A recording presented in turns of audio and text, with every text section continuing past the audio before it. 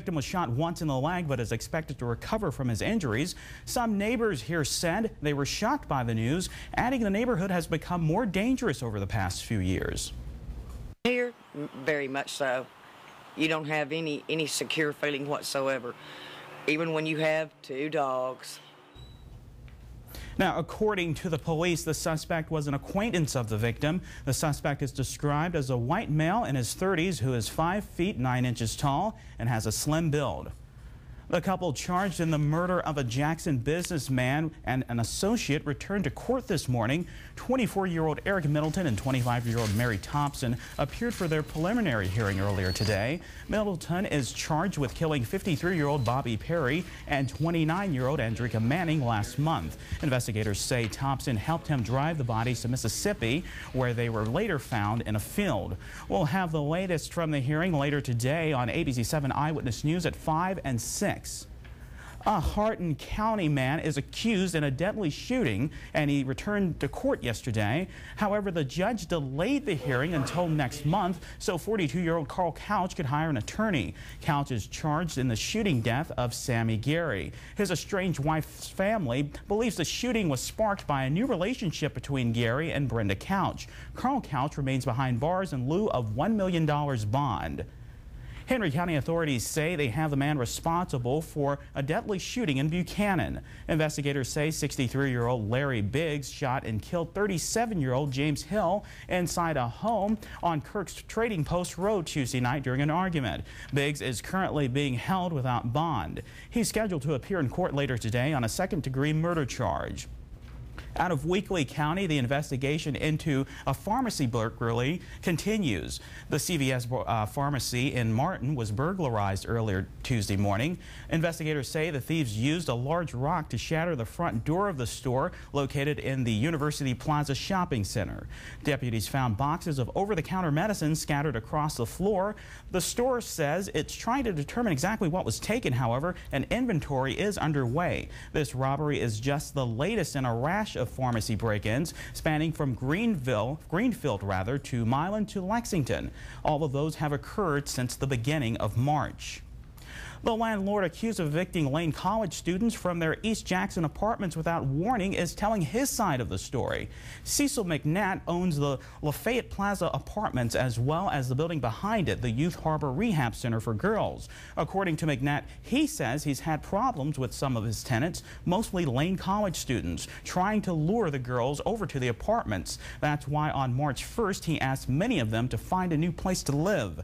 Then Monday of this week, when he found out one of the girls from the center was allegedly raped, possibly inside one of his apartments, he asked his problem tenants to move out. Even though McNatt admits police haven't connected any of his renters to the alleged crime. Still, McNatt tells us he's justified in his decision because of a verbal agreement with his tenants. He says when they moved in, he told them they would have to move out if he ever asked them to. I had already asked and give notice to these people before that they must leave because of their habits and of non-payment of rent.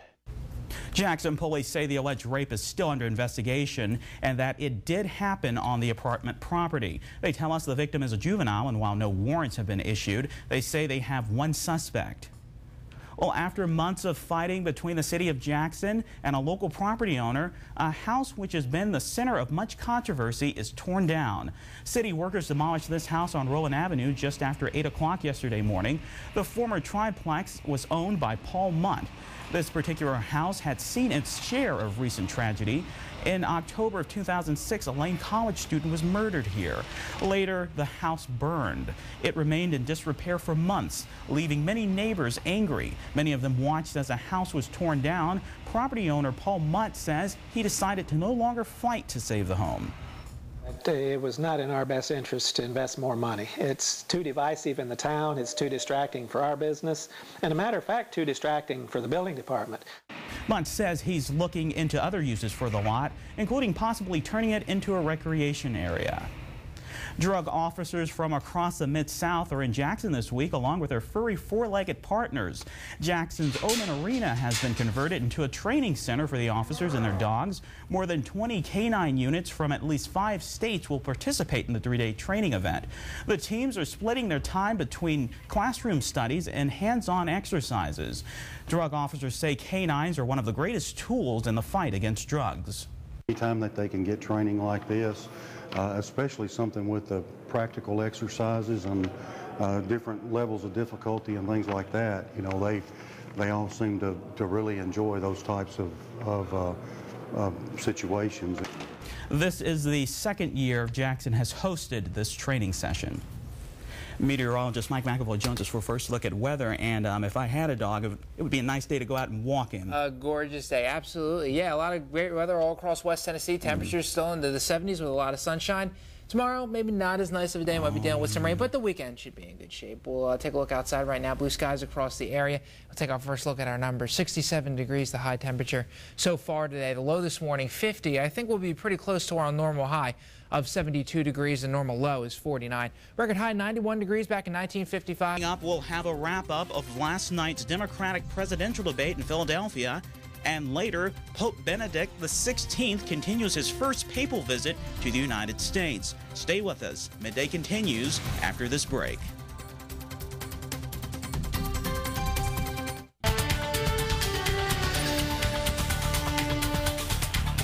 Presidential rivals Barack Obama and Hillary Clinton tried to explain recent controversial remarks during a tense debate last night, with Obama accusing Clinton of taking political advantage of his characterization of small-town residents, as ABC's Carla Wool reports.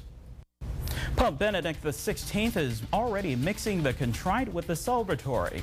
After a big birthday celebration at the White House yesterday and a humble prayer with bishops last night at the Basilica, the Pontiff celebrated Mass with nearly 50,000 people at the Nationals baseball stadium in Washington, D.C. this morning. This is the Pope's first visit to the United States.